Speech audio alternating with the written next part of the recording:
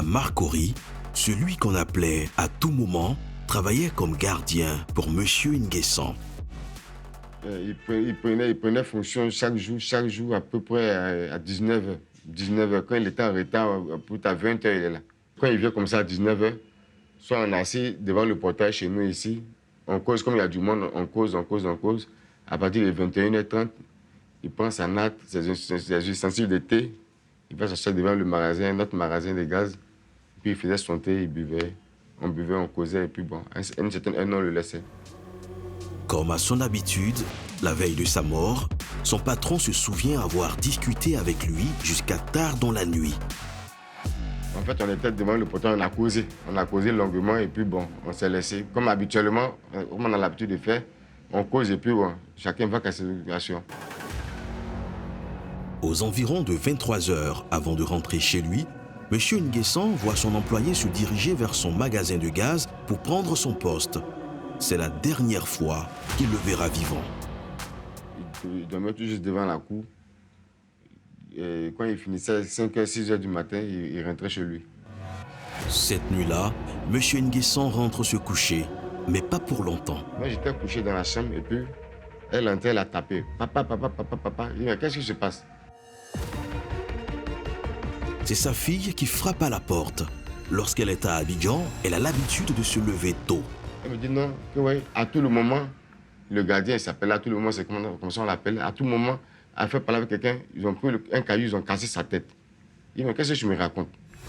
Immédiatement, M. Nguessan se réveille et file à l'endroit où quelques heures plus tôt, il avait laissé son gardien. Donc je sors, je constate qu'il y avait une grosse plaie à côté de lui, et puis il était couché, le crâne fendu, et puis il gisait dans le sang. M.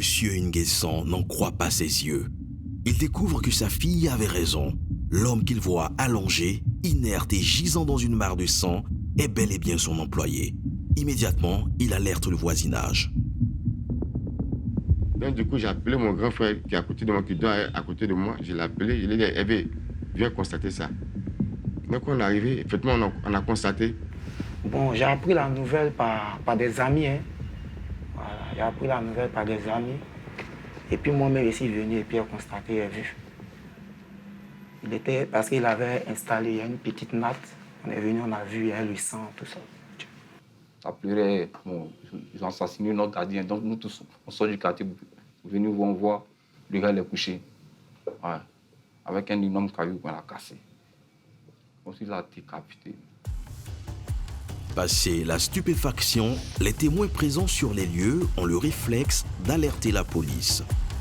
Donc, ça nous a tellement étonnés. Et dans le temps, il y avait, et juste après ça continue, il y avait des gendarmes qui suivaient devant le supermarché Casino. On a appelé un gendarme pour qu'il puisse venir constater aussi les faits. Et c'est après ça, on a appelé les sapeurs-pompiers qui sont venus. Et contre toute attente, les secours constatent que l'homme est toujours en vie. À tout moment, a subi un traumatisme crânien et son état est critique. Il décide donc de l'évacuer en urgence vers le centre hospitalier le plus proche. On était arrivé à Bétry, à l'hôpital de Bétry. C'est là, le médecin est monté dans l'ambulance des pompiers, puis il a commencé à agoniser. Là, vraiment, je me souviens. Et souvent, quand je pense à ça, vraiment, j'ai les larmes aux yeux. Ça me fatigue, sincèrement. C'est pas facile de voir quelqu'un de vous quitter. Malheureusement, il est déjà trop tard. Les médecins ne peuvent que constater son décès. C'est quand on est arrivé à l'hôpital général de Port-Boué qu'il a rendu l'âme. Les médecins sortent pour venir le sortir pour voir ce qu'il peut faire. Le médecin a constaté dans le véhicule qu'il était déjà décédé. Monsieur Nguessan n'est pas prêt d'oublier cette journée, l'une des pires de sa vie. Quand on est revenu à la maison, aux environs de 10 heures, mon frère et moi, c'était la désolation totale. Tout le monde pleurait à la maison ici.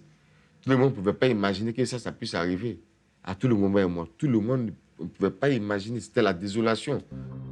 Aujourd'hui encore, les circonstances dans lesquelles il a perdu son employé continuent de le ronger.